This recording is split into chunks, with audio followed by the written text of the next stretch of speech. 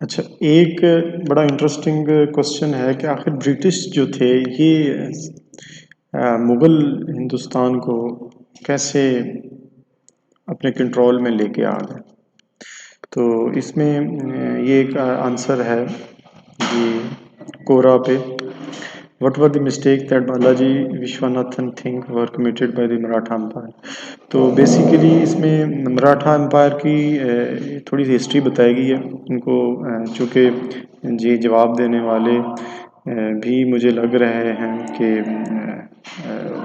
उसी कल्चर से हैं। आई डोंट नो कि इनका क्रेडिट क्या है, ये जो आंसर दिया है जिन्होंने बालाजी विश्वनाथन। लेकिन ये है कि इन्हीं के जवाब को थोड़ा सा अगर एनालाइज किया जाए तो काफ़ी चीज़ें क्लियर हो जाती हैं इनकी रोल इसमें। एक तो इसके जवाब में ये चीज़ क्लियर है कि 1737 से 1760 तक इन्होंने काफ़ी एरियाज़ में जंगें की, लेकिन उसको कंसोलिडेट नहीं कर सके क्योंकि इनके पास कोई प्लान नहीं था।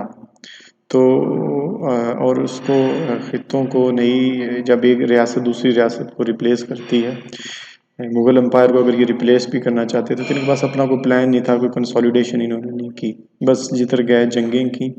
और उसके बाद इसमें इसी में क्लियर कट लिखा हुआ है कि उन्होंने काफ़ी जगह से लूट मार भी की और कोई कंसोलिडेशन नहीं कर सके।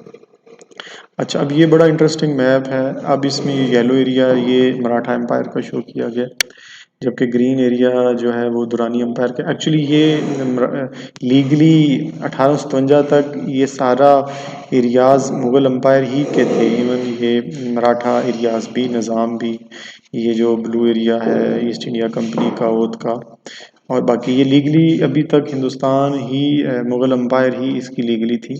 ये इस इन्फ्लुएंस के लिए तो आप शो कर सकते हैं, लेकिन लीगल टर्मिनेशन जो एम्पायर की थी वो 1857 के अंदर हुई थी। चलो, ये तो एक टेक्निकल चीज़ है जिसको हम एड्रेस कर रहे हैं। तो इसमें इन्होंने बड़ा क्लियर लिखा है कि ये उसको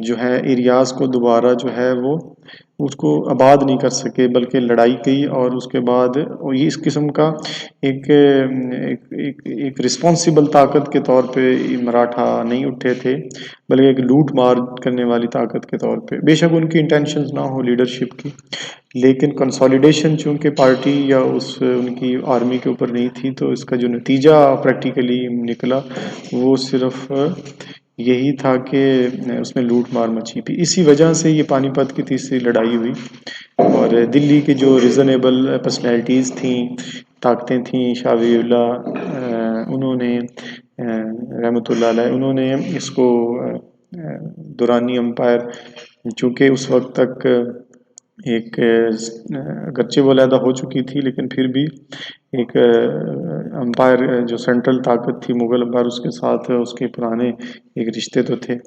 तो उसकी वजह से ये थर्ड बैटल हुई और इसको हराया। अब इस सारे नतीजे में चूँकि हिंदुस्तान की अपनी ताकत कमज़ोर हो चुकी थी, तो फिर ये एंग्लो आते हैं और इन्होंने फिर इनको हराया है। ठीक है, फर्स्ट एंग्लो वार हुई है। ठीक है, और फर्स्ट एंग्लो वार इसका भी हम देखते हैं। फर्स्ट एंग्लो वार 1775 से 1782 तक हुई है। तो इसमें इनको फिर शिकस्त हुई और ये ताकत हारी, तो अंग्रेज़ जो थे ये इन्फ्लुएंशियल होना शुरू हो गए। तो बेसिकली ये हिंदुस्तान की आज़ादी के जाने में मराठा एम्पायर एम्पायर तो इसको नहीं कर सकते क्योंकि ये लीगली कोई हैसियत नहीं थी। इसलिए तो 1857 में बहादुर शाह ज़फ़र के नीचे सारी रियासतें उन्होंने म्यूटनी की थी। इनके मराठा जो हुक्मरान थे उनके नीचे नहीं की थी। जिस तरह ये गवर्नर या इस तरह एक मुग़ल एम्पायर के अंदर एक पॉलिटिकल एंटिटी, इसको हम कहना चाहें तो ज़्यादा इफ़ेक्टिव होगा, बजाय इसके कि ये इसको एम्पायर कहें, क्योंकि ये एक इंडिपेंडेंट तो थी नहीं। और इन्होंने भी कभी दिल्ली के ऊपर हमला भी किया मराठा ने, लेकिन मुग़ल एम्पायर को उन्होंने टॉपल नहीं किया। इसका मतलब है कि वो मुग़ल एम्परर को ही शहनशाह मानते थे और उसके नीचे एक दूसरी एक सब सर्वेंट रियासत के तौर पे मराठा चल रहे थे, लेकिन वो भी एक रिस्पॉन्सिबल गवर्नर के तौर पे नहीं थे। तो ये एक बड़ा इफ़ेक्टिव रिप्लाई है। तो ये लिखने वाले ने भी काफ़ी वैसे डिटेल में तो इसने काफ़ी इम्पार्शियलिटी शो की है, लेकिन मैप से ये दिखा के इसका ऐसा तासर देने की कोशिश की जैसे कि ये इंडिपेंडेंट पोएम